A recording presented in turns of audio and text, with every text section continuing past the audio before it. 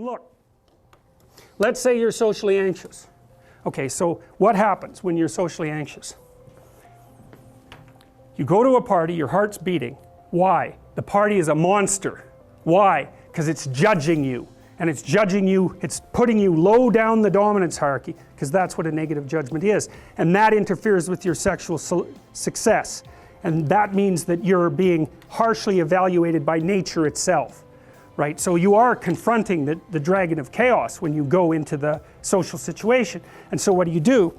You're like this, right? You hunch over, and that's low dominance. I'm no threat. It's like, well, that's not going to get you very far. You know, but that's a logical thing to do in the face of a tyrant. So I'm no threat. You know, you look at the king and you're dead. I'm no threat. I'm hunched over. And then what's happening internally? What are people thinking about me? What are people thinking about me? Am I looking stupid? Am I looking foolish? Geez, I'm awkward. I hate being here. Man, I'm sweating too much. It's all internalized, right? It's all self-focused.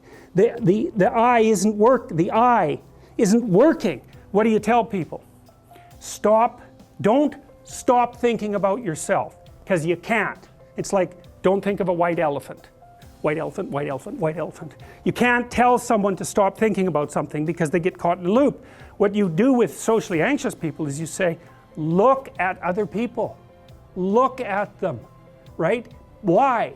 Because if you look at them, you can tell what they're thinking.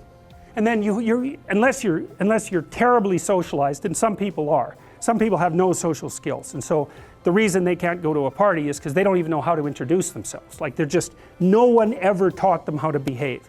And so they're really good candidates for behavior therapy, because you walk them through the process of how you actually manifest the procedures that are associated with social acceptability.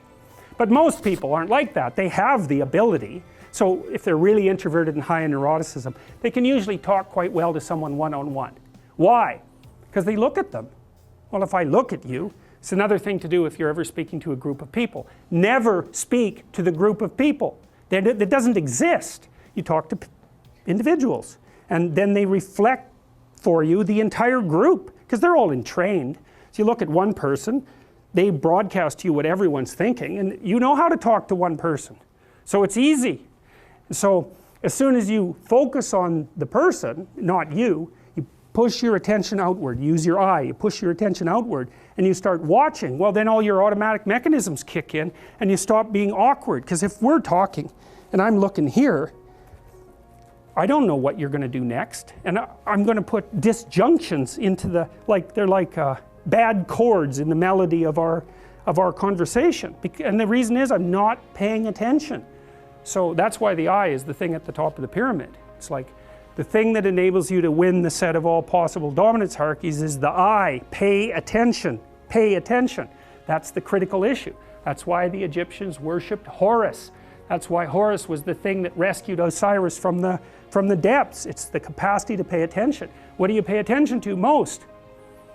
What your right hemisphere signals as anomalous. It attracts your attention. It's like, this isn't going quite right.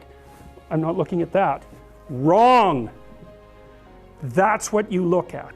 That's what you look at. What's not going right, because that's the terrible monster that might eat you, but it's also the place you get all the information. So that's why it's useful to have discussions with your enemies, because they will tell you things you do not know. And that's such a great thing, because if you don't know them, well, you're not very smart, are you? You know, there may be a time when you go somewhere that's the thing you need to know.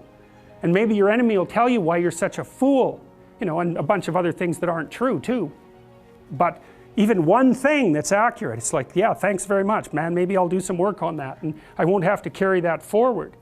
So, and then that's part of the reason, again, why the terrible predator, it's always the terrible predator that has the gold. It's like, it's the person who delivers the message you do not want to hear. So it's rough, but it doesn't matter. Life is rough.